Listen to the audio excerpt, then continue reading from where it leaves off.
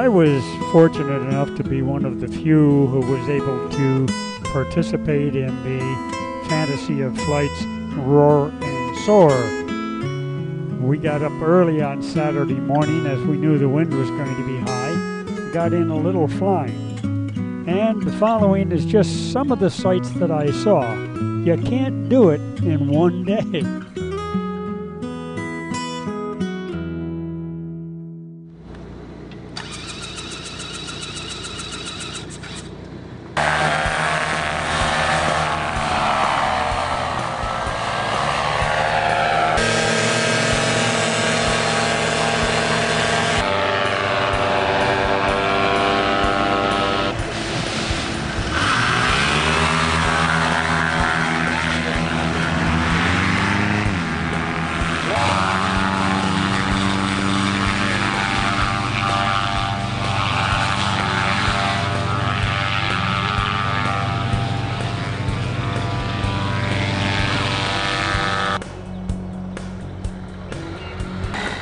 Leslie had what looked like a perfect launch, but she caught a line in some Velcro. This is Ken, the air boss, came down to check, make sure everything was okay. Thanks, Ken. This is Scott Adair of Ask the Expert fame.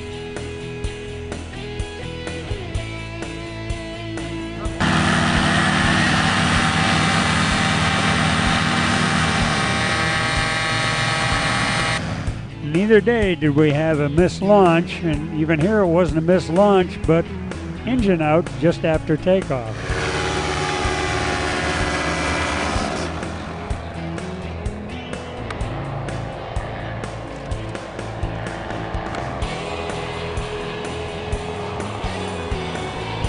I was sure Kermit wouldn't mind, so I had his staff bring some of the planes down and line them up on our runway so we could get some nice photos.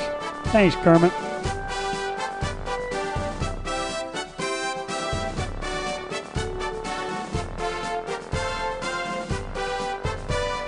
I don't care if you don't know a darn thing about airplanes.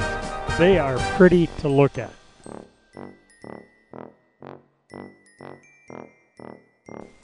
I have to admit, this is one of my favorites.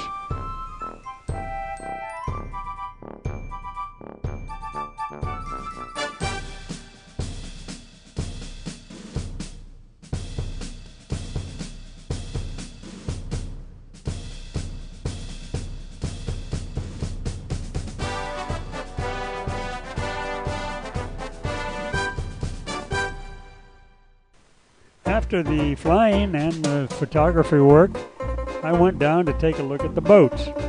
It was too early, so they weren't running yet, but they're still fun to look at. Takes me back, and looking at some of these old boats reminds me of a long time ago. And the new boats are exciting.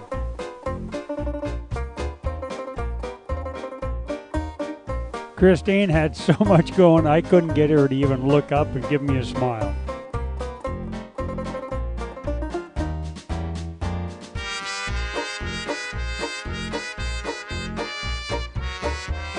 When I was in boating, they hadn't even thought of these yet. More staff and friend, and they're all friendly.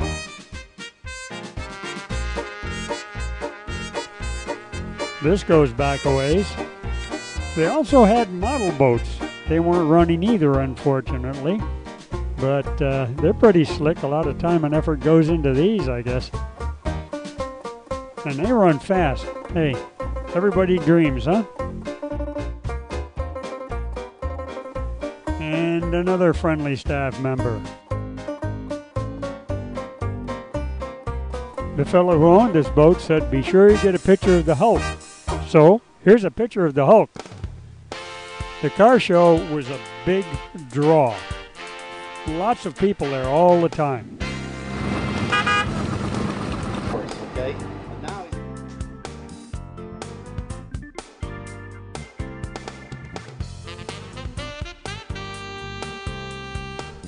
if you have the slightest interest in cars, I honestly don't think you could spend the whole day there and see and absorb everything that is exhibited.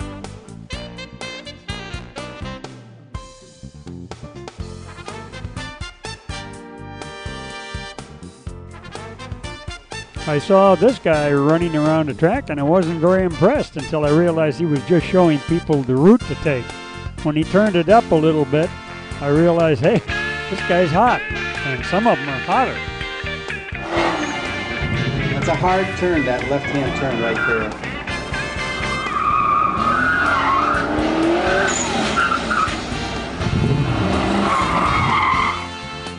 On the way to the main display area and museum, I had to get a shot of this.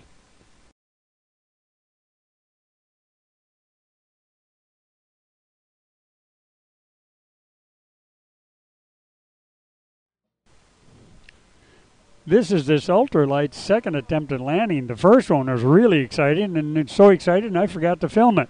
It was really windy. Nice job, pilot.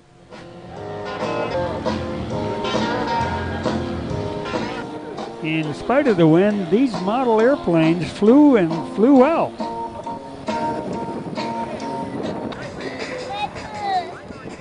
Model airplanes, fences, hey, put one in front of a kid, they'll play with it.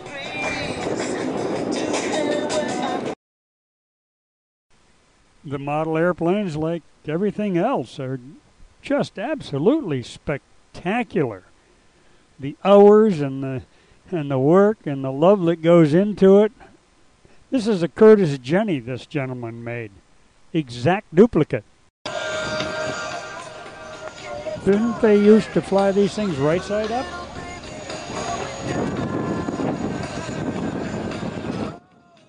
Okay, let's take a look at the extreme cycling and see what this little kid is straining his neck to see.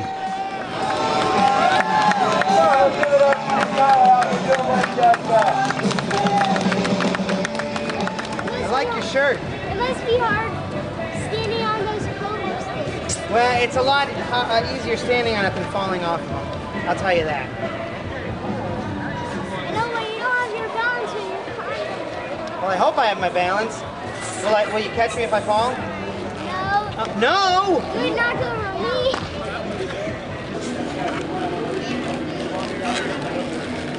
No. He thought I was going to Photoshop him. I just didn't film him. Hey, Mommy, there's another big one right there. Yeah. We're all over the place out here. These balloon folks were really good and really good with the kids. A dog. Oh, wow. Any kind of particular kind of a dog or just a dog? Oh, a roof. Okay. Wow, that's nice. Yes, I do. You know with them.